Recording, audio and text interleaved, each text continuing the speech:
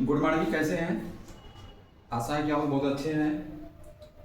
तो आज है हमारा क्लास 12 केमिस्ट्री हाइड्रोजन। तो आज हम पढ़ेंगे हाइड्रोजन के बारे में। ठीक है, हाइड्रोजन के बारे में जनरल तौर पर इसके पिछले वीडियो में आप सबको बताया गया है। और उसका अगला हेडिंग है हमारा resemblance of hydrogen with alkali metals and resemblance of hydrogen with halogen element। मतलब ये हुआ कि हाइड्रोजन कैसे धनायन जो पॉजिटिव आयन है उनकी तरह है और जो निगेटिव आयन है उनके तरह है। मतलब इसकी जो प्रॉपर्टी है, गुण है, जो फर्स्ट ग्रुप के धनायन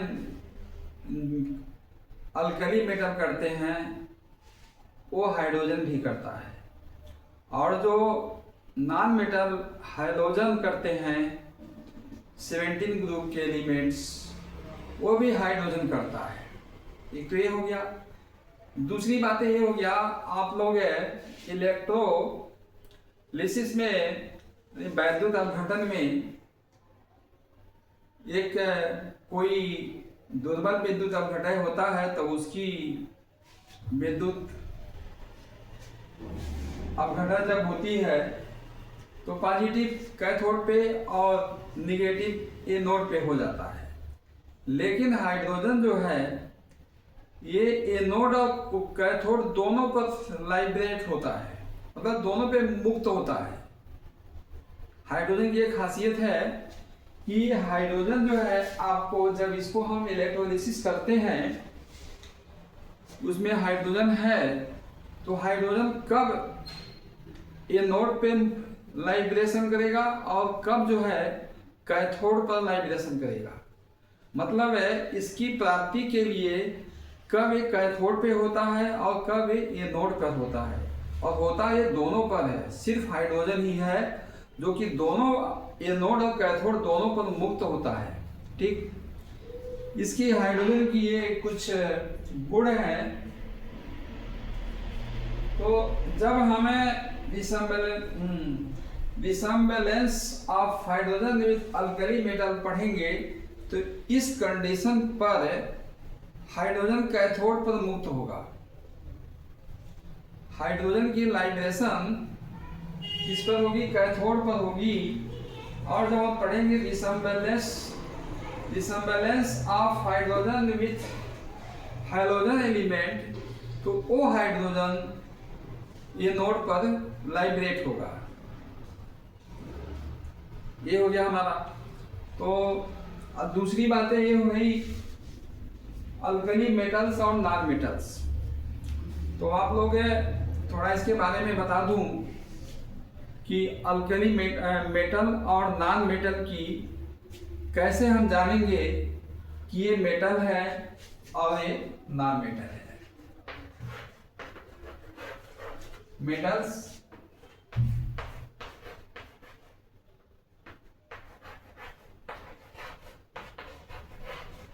नॉन मेटल्स।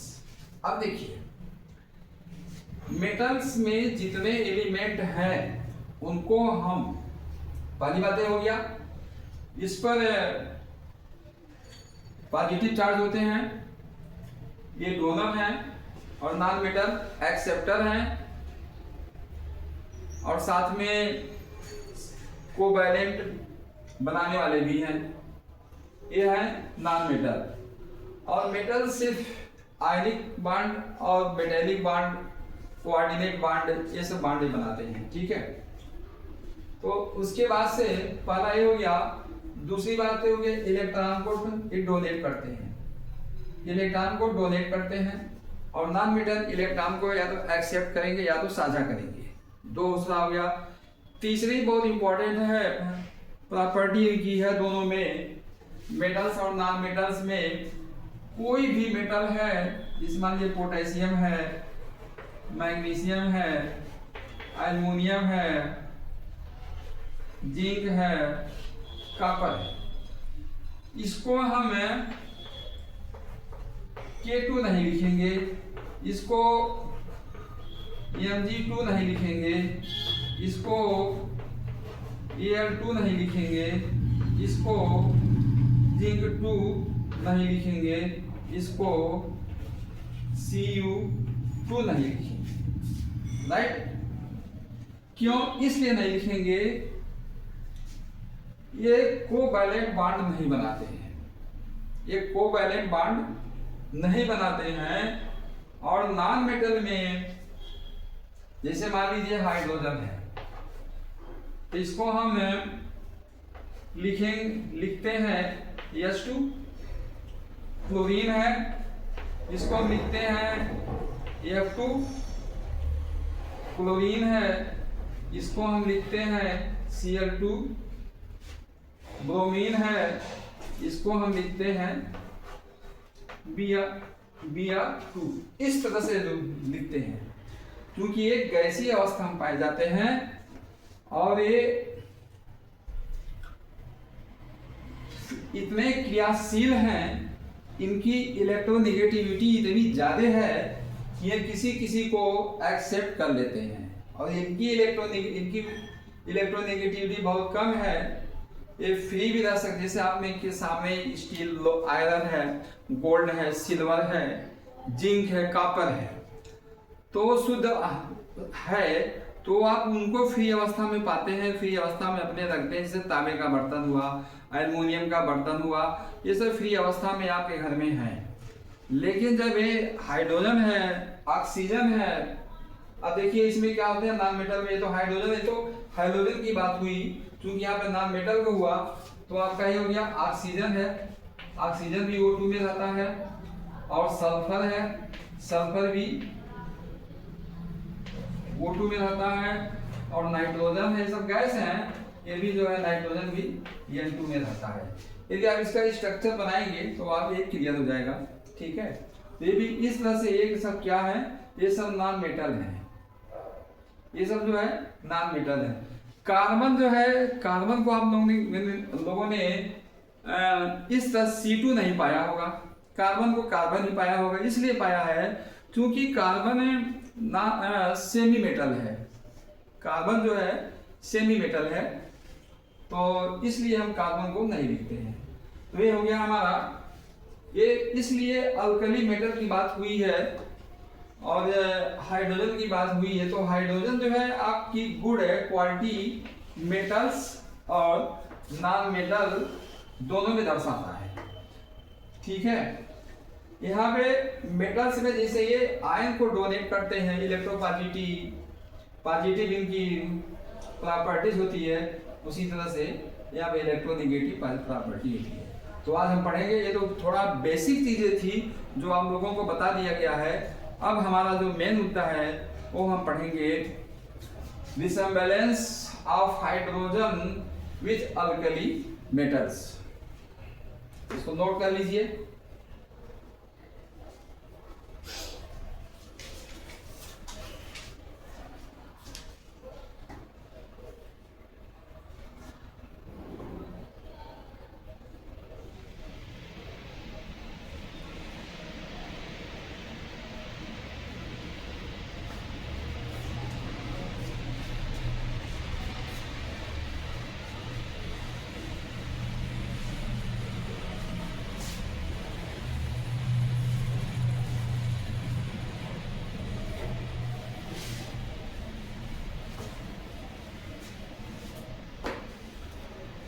तो पहला है हमारा इलेक्ट्रॉनिक कॉन्फ़िगरेशन। तो 1s2 2s2 2p 3s2 3p इस तरह से है। तो अब हाइड्रोजन की इलेक्ट्रॉनिक कॉन्फ़िगरेशन क्या होता है, 1s1 होता है। तो जनरल इलेक्ट्रॉनिक कॉन्फ़िगरेशन क्या हो जाएगा, ns1। ये किसके साथ है ns1? अब देखिए, lithium, sodium, potassium, rubidium, caesium और फ्रांसियम, सभी की इलेक्ट्रॉनिक कॉन्फ़िगरेशन N+1 होगा। ठीक, सभी की। तो इस और हाइड्रोजन का कितना है N+1, यानी 1s1, इसकी हो जाएगी 2s1, इसकी 3s1, इसकी 4s1, इसकी 5s1, इसकी 6s1, इसकी 7s1। इस तरह से देखिए इलेक्ट्रॉनिक कॉन्फ़िगरेशन की सिमिलरिटी नहीं, समानताएं मिल रही हैं। सबके आउटर सेल में एक इलेक्ट्रॉन्स हैं जो बैलेंस, इन्हीं को हम बैलेंस इलेक्ट्रॉन कहते हैं। आउटर सेल यानी बैलेंस सेल, आउटर सेल को क्या बोलते हैं? बैलेंस सेल बोलते हैं। तो इसमें एक इलेक्ट्रॉन्स पाए जाते हैं। तो आप लोग थोड़ा ध्यान से समझिए, ध्यान दीजिए। और इस चैनल में आप सभी का स्वागत है। चैनल को लाइक कीजिए, सब्सक्राइब कीजिए। यदि समझ में आता है तो शेयर कीजिए। अब दूसरा है हमारा वैलेंसी। वैलेंसी वही होती है जो आउटर सेल में जो इलेक्ट्रॉन, यानी बैलेंस सेल में किसी एटम के बैलेंस सेल में जितने इलेक्ट्रॉन पाए जाते हैं 1 से 3 तक या 1 से 4 तक, उनको बोलते हैं बैलेंस इलेक्ट्रॉन। ठीक, और जब 4 से ज्यादा होते हैं तो हम उनको एक एक करके माइनस करते जाते हैं। ठीक है, तो इस तरह से हो गया हमारा बैलेंस इलेक्ट्रॉन्स। तो सबकी बैलेंस इलेक्ट्रॉन कितनी हो गई? 1 हो गया। कौन से बैलेंस इलेक्ट्रॉन है ये डोनेशन वाले हैं। दूसरा है ऑक्सीडेशन स्टेट,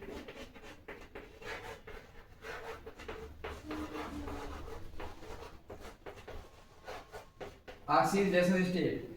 जैसे किसी चीज की स्टेट चेंज होती है, जैसे वाटर का solid liquid gas state change होती है, उसी तरह से ऑक्सीडेशन स्टेट भी चेंज होती है। तो यहाँ पर इसकी ऑक्सीडेशन स्टेट कितनी होती है? +1 होती है। हाइड्रोजन की या सभी की ऑक्सीडेशन स्टेट +1 होती है। ऑक्सीडेशन स्टेट क्यों बोला गया है? इसलिए बोला गया है कि जब हाइड्रोजन की हमें रिसेम्बलेंस आप विथ हैलोजन एलिमेंट से करेंगे तो वहां पे ऑक्सीडेशन स्टेट आएगा -1, इसलिए यहाँ पर ऑक्सीडेशन स्टेट बोला गया है। ठीक है, वैसे तो हम लोग ऑक्सीडेशन नंबर से फेमिलियर हैं, जानते ही ऑक्सीडेशन नंबर क्या होता है, कैसे फाइंड करते हैं। उसी तरह से ये भी हो गया। फर्स्ट, सेकेंड, ये आपका थर्ड हो गया। और फोर्थ है, इसको लिख लीजिए,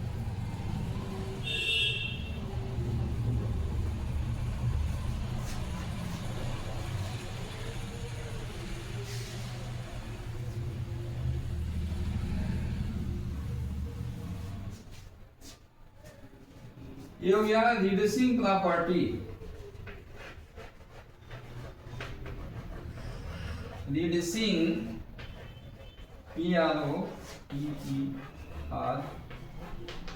प्रॉपर्टीज।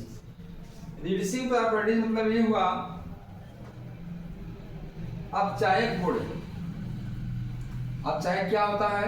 एक अपचयन होती है, इसकी अपचयन हो रहा है जो पॉजिटिव को निकाल दे। अब चायक क्या होता है? जो नेगेटिव को एक्सेप्ट करे। जैसे मान लीजिए कॉपर ऑक्साइड है, मैंने हाइड्रोजन को से क्रिया किया, ठीक, तो क्या बनेगा? ये कॉपर मुक्त हो जाएगा और बन जाएगा H2O। तो H2O, ठीक है, ये क्या किया है? ये ऑक्सीकारक हो गया और ये अपचायक हो गया। इन्होंने ऑक्सीजन को एक्सेप्ट कर लिया है। ठीक, तो इस तरह से हो गया। रिड्यूसिंग प्रॉपर्टी होती है किसकी? हाइड्रोजन की। रिड्यूसिंग प्रॉपर्टी हाइड्रोजन की है। इसका मतलब ये हुआ कि जो पॉजिटिव आयन वाले हैं वो किस में आ गए? रिड्यूसिंग प्रॉपर्टी में आ गए। उनके अंदर अपचायक की गुण होती है। जो पॉजिटिव हो गए, जितने एटम या एलिमेंट उनके अंदर रिड्यूसिंग की प्रॉपर्टी होती है। कहीं भी आएगा तो यदि वो फ्री रहेंगे, क्रिया करते हैं, तो क्या हो गए? रिड्यूसिंग एजेंट हो गए। कौन क्या हो गए? रिड्यूसिंग एजेंट हो गए। उनके अंदर रिड्यूसिंग की गुण है। ये भी आसान हो गया। ये बहुत कम। ऑक्सीडेशन एंड रिडक्शन, किसका ऑक्सीडेशन हो रहा है, किसका रिडक्शन हो रहा है, इसमें रिड्यूसिंग एजेंट कौन है, ऑक्सीडाइजिंग एजेंट कौन है। तो अब हमारा क्लियर हो गया, इनके अंदर रिड्यूसिंग प्रॉपर्टी है, तो हाइड्रोजन या पॉजिटिव आयन क्या हो गए? Reducing agent. ठीक। अब देखिए दूसरा हो गया हमारा इलेक्ट्रोपॉजिटिव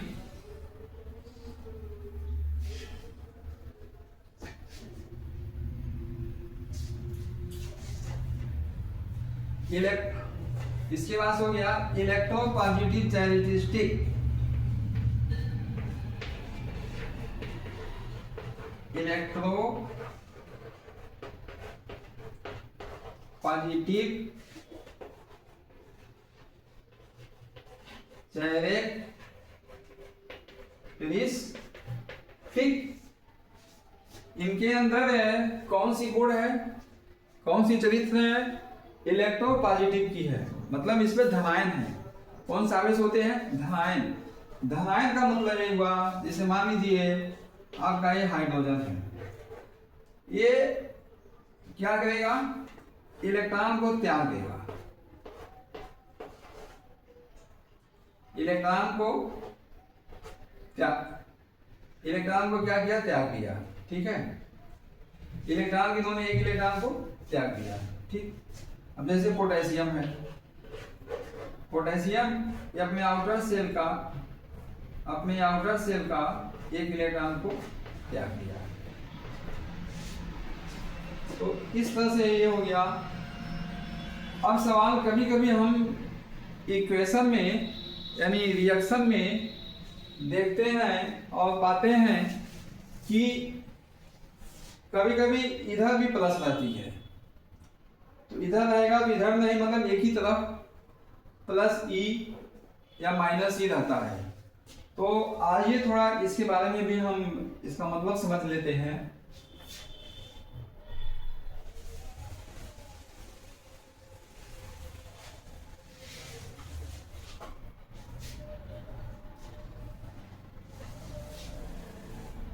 जब इलेक्ट्रोपॉजिटिव की बात आएगी,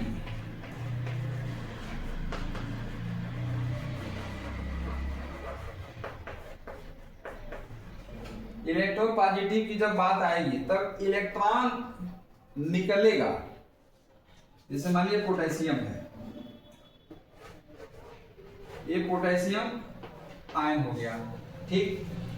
अब इलेक्ट्रॉन कहां से निकला है? यहां से निकला, निकल के कहां आया? यहां आया, राइट साइड की ओर। तो अब जब हम उस इलेक्ट्रॉन को जो यहां पर आया, यहां पर मैंने इसको दर्शा दिया। ठीक, यहाँ पर मैंने इसको दर्शा दिया इलेक्ट्रॉन को, और इसको जब हम यहां दर्शाएंगे कि माइनस, तो यहां प्लस लिखेंगे। ठीक, यहां पर प्लस लिखेंगे। ये हो गया हमारा। लेकिन हम एक ही इक्वेशन से चलते हैं, इसी इक्वेशन से चलते हैं, नहीं कंफ्यूज हो जाएंगे। और जब जैसे मान लीजिए क्लोरीन है, इस पर माइनस चार्ज आ गया, तब हम इलेक्ट्रॉन्स को कहां लिखेंगे? इसको कहां दर्शाएंगे? इसको प्लस के रूप में यहां दर्शाएंगे। प्लस के रूप में, चूंकि एक इलेक्ट्रॉन लिया, यहाँ पर पहले 17 था, अब इसकी एटॉमिक नंबर 18 हो गई। इसकी एटॉमिक नंबर कितनी हो गई? 18 हो गई। क्योंकि एक इलेक्ट्रॉन ले लिया है, देखिए यहाँ ले लिया, ले करके यहाँ पे आ गया, और यहाँ पे क्या किया? दे करके यहाँ आया। इलेक्ट्रॉन को दे करके यहाँ पे बैठ गया। बता रहा मैं भैया इलेक्ट्रॉन को दे दिया हूँ, कितना दिया है? एक इलेक्ट्रॉन दिया हूँ। ये बोलता है मैंने इलेक्ट्रॉन ले लिया हूँ, कितना लिया है, 1 इलेक्ट्रॉन लिया है, यहाँ देखिए इस तरह से। तो इसको हम बोलते हैं इलेक्ट्रोनिगेटिविटी। ठीक है, ये हो गया। आइए अब इसके बाद हम, ये हो गया इलेक्ट्रोपॉजिटिविटी का। इलेक्ट्रोपॉजिटिव जितने भी मेटल हैं सब पर प्लस चार्ज होते हैं और सबके अंदर पॉजिटिव गुण होते हैं। दूसरा है लाइब्रेशन।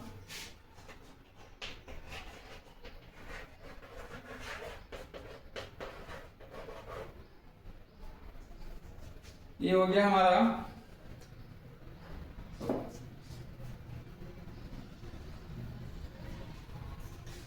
लाइब्रेशन एट द कैथोड।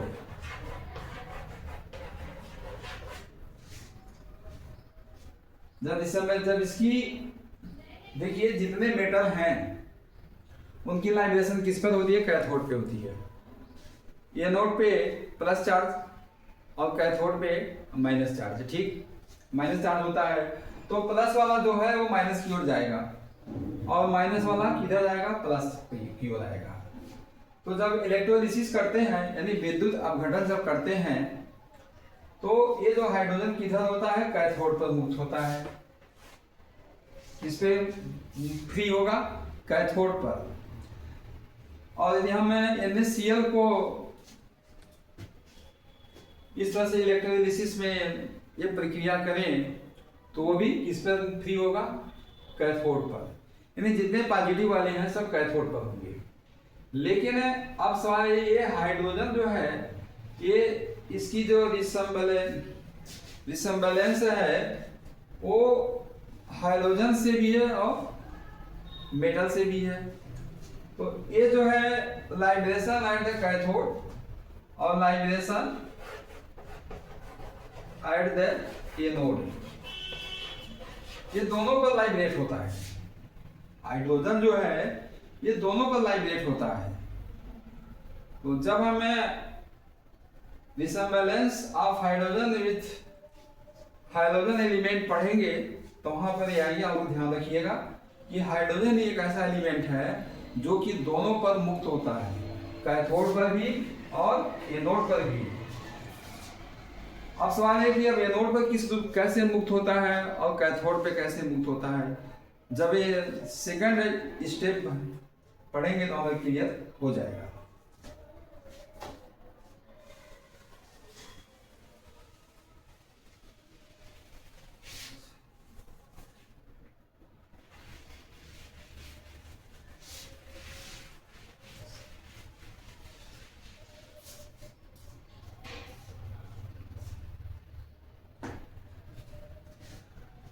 लास्ट है टेंडेंसी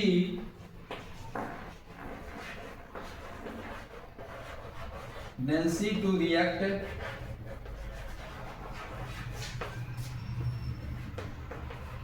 विथ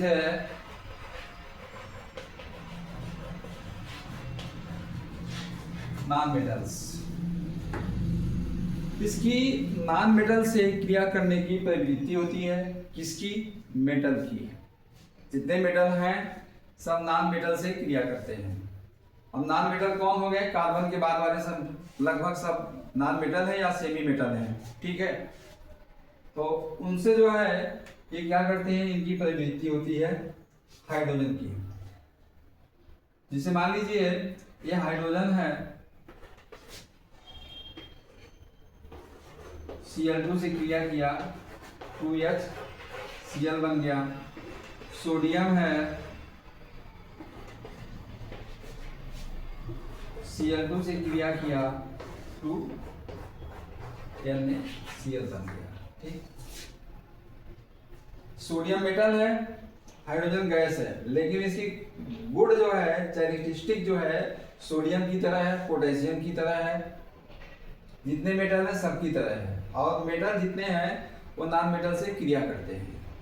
उसको हम क्या बोलते हैं, जब एक मेटल नॉन मेटल से क्रिया करता है उसको हम साल्ट बोलते हैं। ये मिल करके साल्ट बनाते हैं। ये हो गया आपका। अब साल्ट कैसे बनाते हैं, अब देखिए जैसे मान लीजिए HCl है, HCl में NaCl से क्रिया करिए, HCl है, तो जब अम्ल और क्षार आपस में क्रिया करते हैं तो क्या बनता है, साल्ट और वाटर बनता है। तो आज का ये अभी तक हम पढ़े हैं dissemblance of hydrogen with alkali metal. तो आशा है वीडियो आप लोगों को पसंद में आई होगी। इसको लाइक कीजिए, सब्सक्राइब कीजिए, और कहीं डाउट हो उसको कमेंट में लिखिए, और पसंद आ गई हो, याद हुआ है तो शेयर कीजिए। Thank you.